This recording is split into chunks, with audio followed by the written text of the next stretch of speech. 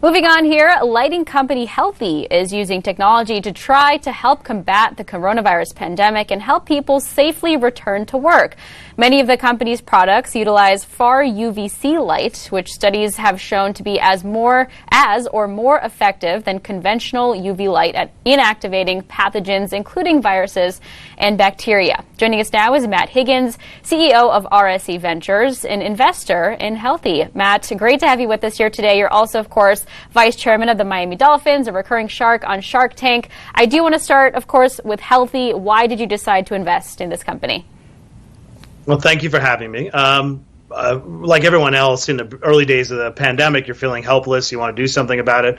What's the highest and best use of my time and energy? How do I make a contribution? And I was looking at all sorts of interventions out there and trying to separate, frankly, the fads and the gimmicky stuff from the real stuff. And I know a bit about UV light. I always have, and was really interested about this spectrum of light called 222 nanometers. That's only been researched in the last 10 years out of Columbia University, and how it has the power to basically disinfect, the air through this wavelength of light that doesn't penetrate skin or eyes, so it's safe for human exposure. Imagine what that could do if we could have widespread adoption of 222 nanometer light. And I've just gone very deep, and I'm spending a lot of my energy to try to bring this to market. Well, Matt, investors are looking for innovative ways to tackle the coronavirus pandemic, just to tackle global health crises overall. So if you are an investor and you're not an expert in this kind of technology, what is your advice on how to separate the fads from real science and what you think will actually work?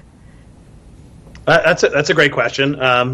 There's just tons of stuff out there. Frankly, you have to do the work, right? When I first heard about healthy lighting in 222, I decided that I just needed to use my own judgment and read the papers. I've read every single paper you can imagine around UV light, and specifically around 222. And my first question, of course, is, well, if this is true, why isn't this everywhere?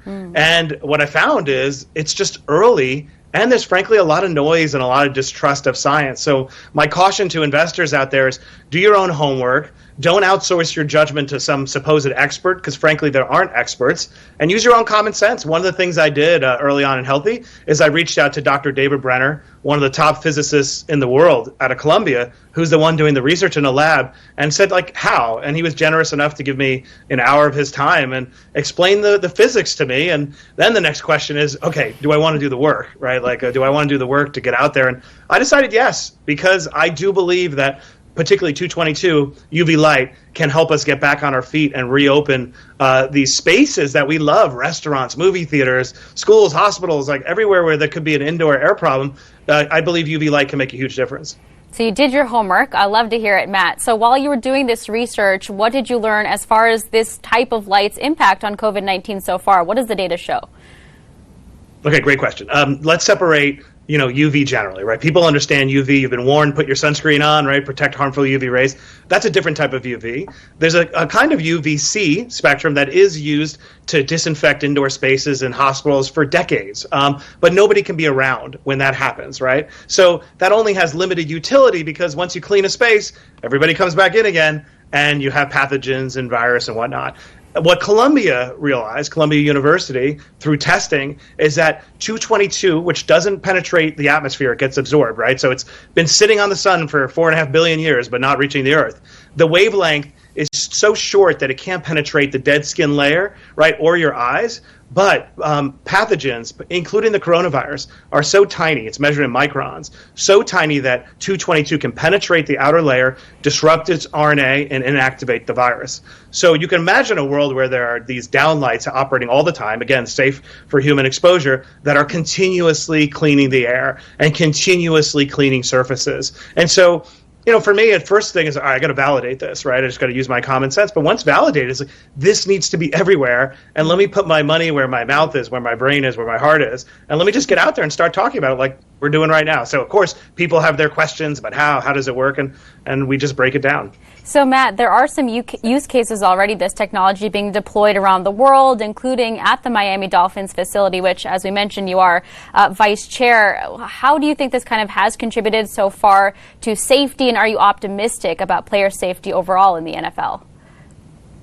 I am optimistic. I think as far as the NFL is concerned, we're doing everything humanly possible to protect players, constant testing, contact tracers everywhere in case there's even a hint that somebody might have been exposed. So we're doing the best we can. I think, but big picture, outside of the sports context, more broadly speaking, there are the early adopters, the ones who sort of put in the work and recognize like, wow, this is safe. This is game changing. It is worth going early. You have the most preeminent institution in the United States, one of them, Columbia University, saying we have done every type of study and it turns out it is safe. So there are early adopters, and we're seeing it being used at Magnolia Bakery in New York, which is delightful and making it safe to get your Yes. cupcakes. Of course, we need our cupcakes. But you're also seeing a lot of municipalities now, and I don't want to put them out there, but a lot of municipalities are now experimenting with 222 because of the fact that it's the one frequency of UV light that can be used when people are around, and that's what we need in this country. So I can imagine it. It's going to take 6 to 12 months, but you're going to start seeing it in restaurants, movie theaters. Even though it's called UV light, it doesn't have to emanate light. So you could have it running continuously while you're watching, the Black Widow or whatever movie you want to see. So it's going to take time. It's going to take people to sort of let their guard down a little bit and do the work to understand the difference between this light and UV light. But I see it everywhere within 12 months. Well, Matt, we appreciate you sharing your insight on this technology. Very cool stuff. Thanks for your time. That's Matt Higgins, CEO of RSE Ventures, Vice Chairman of the Miami Dolphins, and a recurring shark on Shark Tank.